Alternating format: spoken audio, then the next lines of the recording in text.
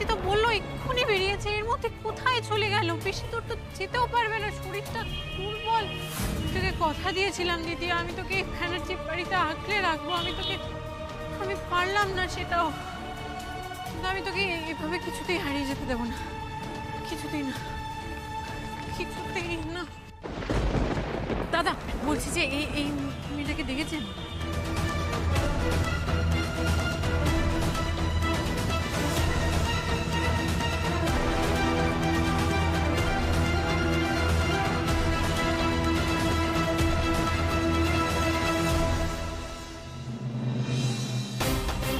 কি করবো?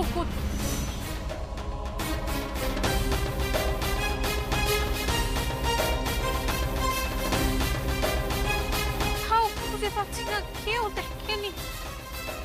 আমি কি করবো এখন?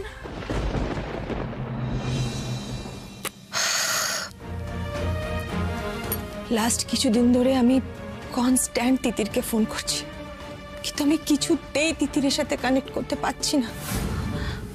কি করবো আমি? কি করবো আমি? কিভাবে ওদের সাথে কন্ট্যাক্ট করবো আমি তো বুঝতেই পারছি না। আচ্ছা আমি একটা সোমকে ফোন করি বরং। সোমকে, উনি ওনার মতো করে ভালো থাকুক, আর আমরা এতদিন যেরকম ভালো ছিলাম সেরকম ভবিষ্যতেও আমাদের মতো করে ভালো থাকবো। না না, সোমকে ফোন করলে সোম যদি কিছু ভাবে, সোম তো আমাকে পছন্দই করে না।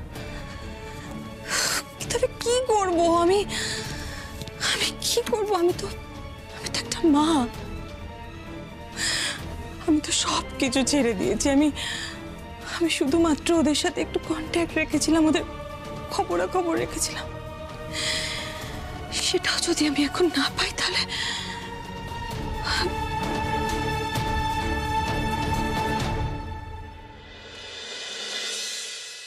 পারতেই হবে, আমাকে পারতেই হবে। তিতিরকে আমি আর না খেয়ে থাকতে দেবো না, পারতেই হবে। আবার কে ফোন করলো? Unknown number. হ্যালো হ্যালো, কে বলছেন?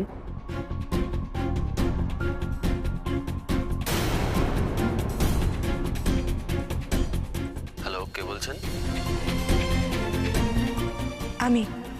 আমি বলছি, মিতা ব্যানার্জি। মিতা ব্যানার্জি?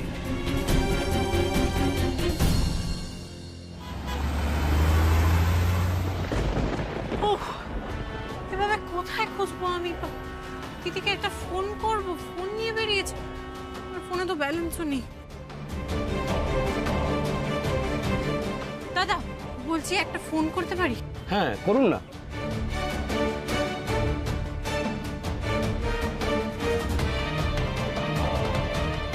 আপনি যে নম্বরে কল করেছেন সেটি এখন সুইচ অফ আছে। ফোনটা বন্ধ। কোথায় গেলি তুই দিদি? ঘাটাল যায়নি তুই? মাকে একবার ফোন করে জিজ্ঞেস করি, কিন্তু সরাসরি জিজ্ঞেস করলে মা আবার টেনশন।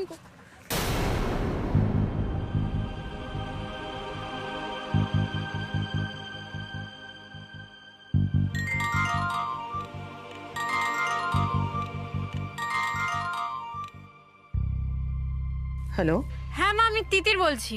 তিতির? তোরা সবাই ঠিক আছিস তো? হ্যাঁ ঠিক তো আছি আমরা সবাই। দিদি দিদি আর আমি দুজন মিলে ভাবছিলাম একদিন ঘাটাল যাব, বুঝলে তো? তোমাদের সাথে অনেকদিন দেখা হয়নি তো, আমি আর দিদি যাব, কেমন?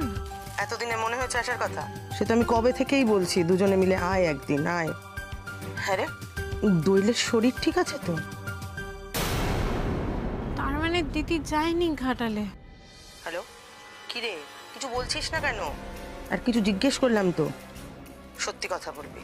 দিদির সাথে তোর কোনো ঝামেলা হয়নি তো? আর না না কি কি হবে, আবার কিছু হয়নি তো। বলছি শোনো না, দিদি যদি এর মধ্যে ঘাটালে যায় তোমার কাছে, তুমি একবার সোমরাজ বাবুকে ফোন করে জানিও, কেমন? এক মিনিট কি বলতে চাইছিস বলতো? এক্ষুনি বললি তোরা দুজনে আমার বাড়িতে আসবি, আবার এখন বলছিস যে দোয়েল এখানে আসলে তোকে ফোন করে জানাতে। তিতির কি হয়েছে আমাকে খুলে বল। একদম মিথ্যে কথা বলবি না আমাকে। দোয়েল কি বাড়ি থেকে বেরিয়ে গেছে? দোয়েলের খবর তুই জানিস না, এটা কি করে হলো? দোয়েল বাকিদের কি বলে গেছে?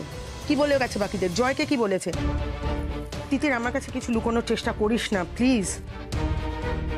আর একটা কথা, তুই এটা কোন নাম্বার থেকে ফোন করছিস? সেটা তো তোর মোবাইল নাম্বার না। তিতির চুপ করে থাকিস না। আমি জানি তোদের বাড়ির পরিস্থিতি ঠিক নেই।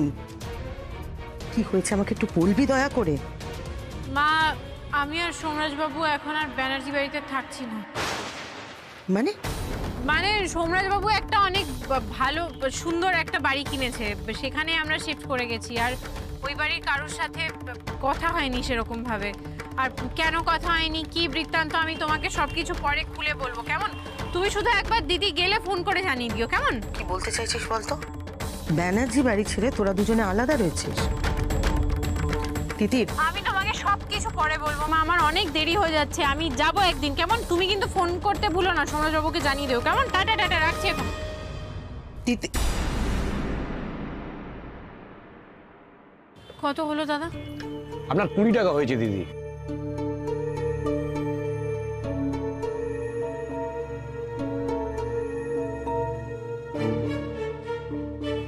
জানি মা তুমি টেনশন করতে দিদির কথাটা শুনলে। এখন তোমাকে টেনশন আমি দিতে চাই না, সেই জন্য আমার মিথ্যে বলা ছাড়া কোনো উপায় ছিল না। আমি আমি জানি সৌম, হয়তো তুমি অফিসে আছো, অফিসে কোনো ইম্পর্টেন্ট মিটিংয়ে ব্যস্ত আছো।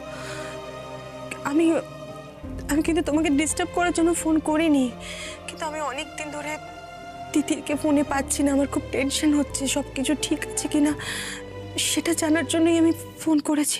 আমরা আমরা আমরা ভালো আছি, আমরা একদম ঠিক আছি। তিতির এলে আমি জানিয়ে দেবো আপনি ফোন করেছিলেন, ও নিশ্চয়ই আপনার সঙ্গে যোগাযোগ করে নেবে। আজকাল তো কেউ আমাদের খবরও নেয় না, অ্যাটলিস্ট ইনি খবরটুকু নিচ্ছেন। কি ব্যাপার, সারাদিন ফোন কানে নিয়ে দাঁড়িয়ে থাকলে কাজটা কখন করবেন? অনেকগুলো শাড়ি বাকি তো, তাড়াতাড়ি হাত চালান। সৌম, এভাবে কে কথা বলছে তোমার সাথে? তুমি কোথায় আছো? না না, আমি একটু ব্যস্ত আছি, আমি ব্যস্ত আছি একটু। হ্যালো, কি ব্যাপার? সোম এভাবে ফোনটা কেটে দিল কেন? আর সোমের সাথে এত বাজেভাবে এই ভাষায় কে কথা বলছিল এইভাবে? সবকিছু ঠিক আছে তো ওখানে? হয়ে যাবে, আর কয়েকটা শাড়ি বাকি রয়েছে, আমি করে ফেলবো, আমি পারবো, হয়ে যাবে। মিতা ব্যানার্জি কিছু শুনে ফেললো না তো? আমার খুব ভয় করছে, আবার কোনো বড় ঝড় আসছে না তো? না না না না না, আর ওয়েট করা যাবে না, আর কিছুতেই ওয়েট করা যাবে না। হ্যালো, আমার 2টো কলকাতা যাওয়ার ফ্লাইটের টিকিট চাই। হ্যাঁ আজকেই 2টো। আর আমি নাম আর ডিটেলসটা পাঠিয়ে দিচ্ছি, কেমন?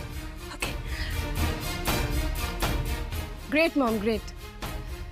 আমাকে কলেজ এক্সকারশনের জন্য যখন তোমাকে টাকা দিতে বলেছিলাম, সেটা দিতে গিয়ে নাকি তুমি একেবারে গরিব হয়ে যাচ্ছিলে, আর এখন দেখো দুম করে কলকাতা যাওয়ার জন্য ফ্লাইটের টিকিট বুক করে নিচ্ছ। এর বেলা তোমার গায়ে লাগে না? না, কোথায় যাচ্ছ? সোমের পেছনে ছুটতে নিশ্চয়ই। আমার দরকার আছে তাই আমি যাচ্ছি, আর তুমিও আমার সাথে যাবে। আমি যাব না, বুঝতে পেরেছো? আমি তোমার সাথে যাব না। কোথায় গেল দিদি, কোথায়? এই মনের অবস্থা, একটু অপেক্ষা করে যাই যদি ফিরে আসে। এই অবস্থায় ঘাটাল ছাড়া কোথায় যাবেই বা কোথায়? একটু অপেক্ষা করে যাই, ঘাটাল থেকে ফোন নিশ্চয়ই আসবে। অল্পিকর দোকানেও যেতে হবে শাড়িগুলো কালেক্ট করতে। না না না, সোমরাজবাবু একেই নিজে রোজগার করার জন্য পাগল হয়ে যাচ্ছেন, তারপর যদি দেখেন এইসব করে আমাকে রোজগার করতে হচ্ছে, কি করবেন কে জানে। বাড়িতে নিয়ে যাওয়া যাবে না, দোকানে বসেই ফল পিকো করতে হবে। Thank you.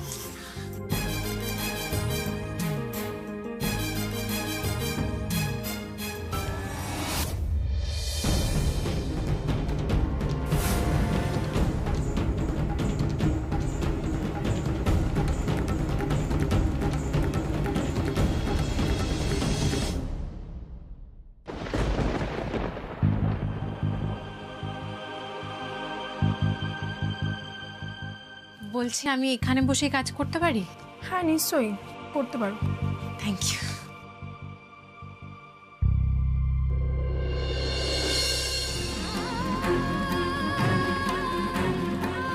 দিদি কোথায় গেলি তুই এইভাবে?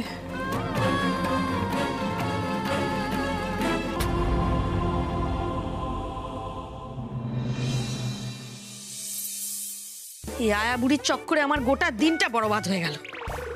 মানে দুপুরবেলা বেরিয়ে গেল, বলা নেই কওয়া নেই। এখন আবার যদি এই এই যে বড় বাইরে ছোট বাইরে একদম নয়, কে পরিষ্কার করবে? আসুক কালকে আয়া বুড়ি, ওকে দেখাচ্ছি মজা। 500 টাকা আরো এক্সট্রা 500 টাকা কমিশন যদি আমি না ঝাড়তে পেরেছি, আমার নামও পিয়ালি না। আচ্ছা না শোনো, আমি একটু বেরোবো। হ্যাঁ, তুমি সুজয়ের ওষুধ ইনজেকশন সব ঠিক মতন দিচ্ছ তো? হ্যাঁ ম্যাডাম, সব দিয়ে দিয়েছি। ওষুধ ইনজেকশন যেটা পাঠিয়েছিলেন, ইনজেকশন সব দিয়ে দিয়েছি, সব কাজ করে দিয়েছি। কি কি কি বললে? ইনজেকশন। Hello, hi. আমি যেটা বলছিলাম না, এবার কিটি পার্টিটা অন্য কোথাও অর্গানাইজ করলে খুব ভালো হয়। হ্যাঁ, not at my place this time. Okay, of course. আবার পার্টি করবে? পার্টি করা মানেই তো আমাকে খাটাবে। না না না, আমি কেটে পড়ি। নয় আমাকে এখানে রেখে খাটাবে, নয় ওই বুড়িকে ফলো করার মতো ফালতু কাজ দিয়ে বাইরে নিয়ে গিয়ে খাটাবে। না না না, আমি এক্সট্রা খাটবো না, কেটে পড়ি এই সুযোগে। কম ব্যস্ত আছে।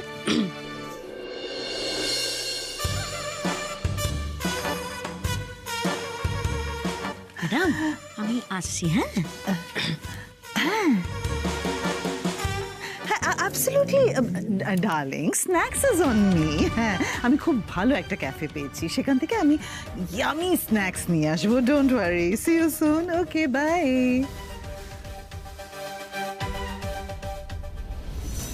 আরে নার্স কোথায় গেল? কি একটা বললো না, ইনজেকশন আর ইনজেকশন নিয়ে কি একটা বললো জানা। ও হাই।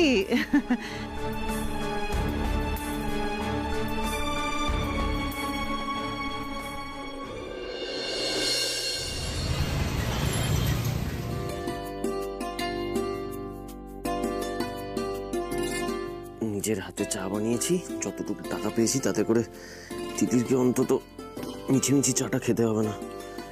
সত্যিকারের চাটা খাওয়াতে পারছি, এটাই যা শান্তি।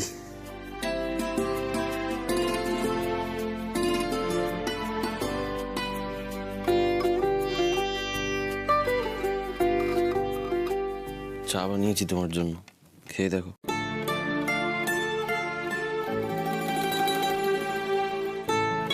তুমি ব্রেকফাস্ট করবে না? চা খাচ্ছি তো, আমার তো চা খাওয়ারই অভ্যেস, ব্রেকফাস্ট এখন করতে পারবো না। তার মানে তুমি জানতে আমি সকালবেলা সত্যি সত্যি চা খেয়ে যাইনি? নাও।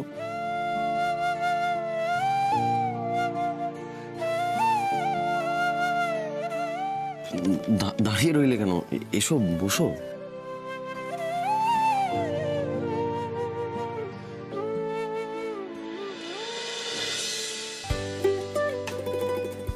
চাটা খাও, খেয়ে বলো কেমন হয়েছে। খুব ভালো হয়েছে, একদম নেপালদার চায়ের দোকানের মতো।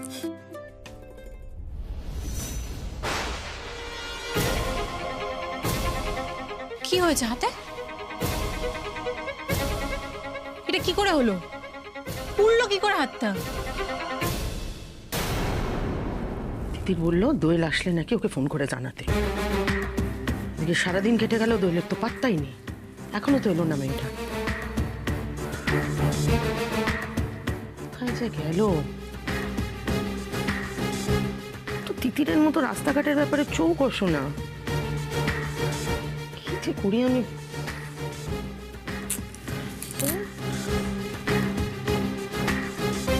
তিতির দেরি বাকি, তিতির আর সোমরাজ ব্যানার্জি বাড়ি থেকে আলাদা থাকছে অন্য একটা বাড়িতে। কি হলো ওদের? ভাল লাগে না আমার। মেয়ে দুটো মুখও খোলে না, বুঝতেও পারে না যে আমার টেনশন হয়। আর ওদের বাবা তো অসুস্থ হয়ে শুয়ে আছে। এই অবস্থায় যে তার সাথে কিছু শেয়ার করবো তার উপায় নেই। এসব কথা শুনলে টেনশনে আরো বেশি শরীর খারাপ হবে। কি করে তিথিরকে একটা ফোন করবো?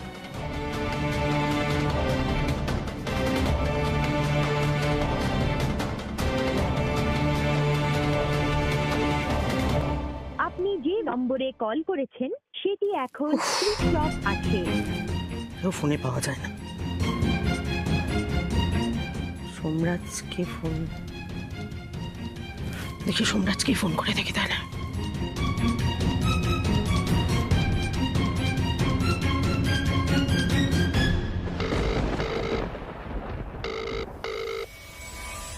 ভগবান, দরকারের সময় কাউকে ফোনে পাওয়া যায় না, বিরক্তিকর। কি হলো বলো, হাতটা পড়লো কি করে, এতটা পড়ে গেল কি করে? আরে না না, এটা কিছু না। আরে তুমি এত ভাবো না। আরে কিছু হয়নি, কিছু হয়নি। এই যে ওই চা করতে গিয়ে একটু লেগে গেছে হয়তো, এমন কিছু না। আরে ঠিক আছে। কি দরকার ছিল তাহলে চাটা করার? তুমি বসো বসো তুমি প্লিজ ব্যস্ত হও না, প্লিজ, please। এরকম আমি করো না তুমি প্লিজ। চুপ চুপ, কলম লাগিয়ে দিচ্ছি আমি।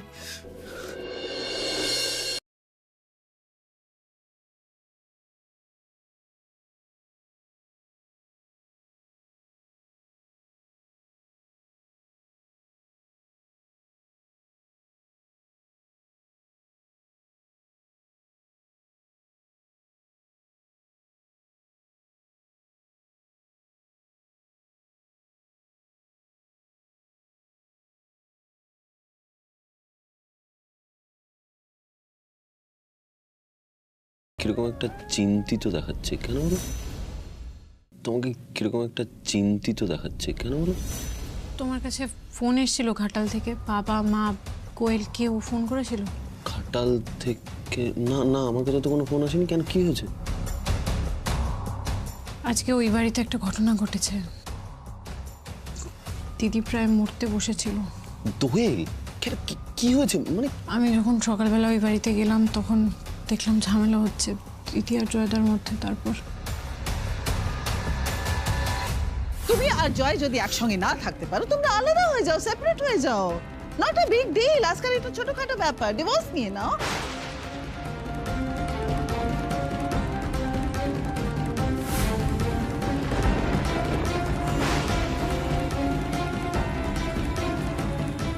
ইউএসজি আর ব্লাড রিপোর্ট থেকে স্পষ্ট দেখা যাচ্ছে উনি প্রেগনেন্টই ছিলেন না। আমি আজকে আপনাকে শেষ করে দেবো, শেষ করে দেবো আমি আপনাকে। দোয়েল প্লিজ গেট আউট। দোয়েল বৌদিমণিকে দেখলাম বাড়ি থেকে দৌড়ে পাগলের মতো করে বেরিয়ে গেল। এক সেকেন্ড। দোয়েল এখন কোথায়? এখনো কোথায়? জানি না, সব জায়গায় খুঁজলাম জানো, বাড়ির আশেপাশে সব জায়গায় খুঁজেছি, কোথাও নেই। ঘাটালে গেলেও তো মা ফোন করতো, কিন্তু সেটাও করলো না। বুঝতে পারছি না। বলছি যে আমি কি একবার ফোন করব?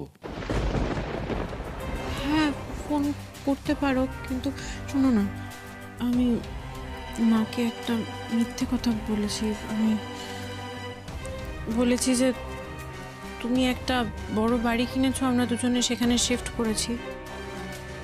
তুমি কথা বললে তাই বলো, কেমন? ঠিকই, তোমার তো একটা ভালো বাড়িতে রাখা উচিত ছিল আমার, কিন্তু সেটা আর পারলাম কোথায়।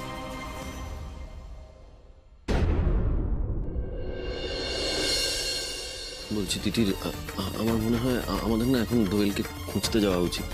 কারণ দেখো বাইরেটা অন্ধকার হয়ে গেছে, এখনো ঘাটাল থেকে কোনো ফোন এলো না, তার মানে ও নিশ্চয়ই ঘাটালে পৌঁছয়নি।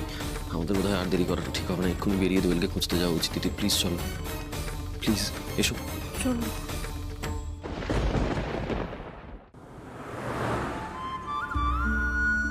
আমাদের ফ্যামিলির মান সম্মান সব ডুবিয়ে দিয়েছো তুমি। নিউজ পেপারে হেডলাইন্সে কি বেরোবে না, ব্যানার্জি বাড়ির বউ পারিবারিক অশান্তির জন্য সুইসাইড অ্যাটেম্প্ট করেছে। তুমি যদি ব্যানার্জি বাড়ির সম্মান না রাখতে পারো, তুমি প্লিজ ঘাটালে ফিরে যাও। আমাদের বাড়িতে তোমাকে থাকতে হবে না। দোয়েল প্লিজ গেট আউট, বেরিয়ে যাও, বেরিয়ে যাও আমার বাড়ি থেকে। কোথায় যাব আমি? আমার তো কোথাও যাওয়ার জায়গা নেই। আমি যে নিজের হাতে আমার জীবনের সমস্ত দরজা বন্ধ করে দিয়েছি। মা বাবা বোনেদের সবাইকে আমি দূরে সরিয়ে দিয়েছি, সবাইকে দূরে সরিয়ে দিয়েছি। কি করবো আমি এখন? কি করবো? কি করবো? আমার যেন নিজের প্রাণটুকু রাখতে ইচ্ছে করছে না।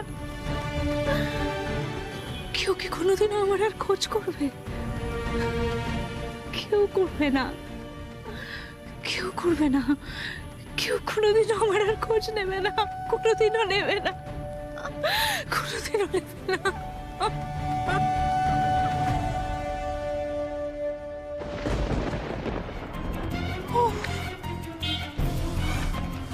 পেলে পেলে কোথাও খুঁজে পেলাম না। আমি রঙ্গল মোড় দিয়ে গিয়েছিলাম, কোথাও নেই। আমি একবার লালকুড়ির দিকে দেখবো। হ্যাঁ তুমি যাও ওদিকটা দেখো, আমি বরঞ্চ রতন ঘাটির দিকটা যাই। সাবধানে। বাবা, রাতের অন্ধকারে পার্কে পড়িয়ে এসে বসে আছে রে। তাই তো দেখছি। এই চল একটু চেখে দেখি। হ্যাঁ চল। কি আমাদের সাথে একটু আড্ডা দেবে নাকি? হ্যাঁ এসো এসো এসো, হ্যাঁ এসো। আরে একা বসে আছে, আমরাই তোমার আপনজন।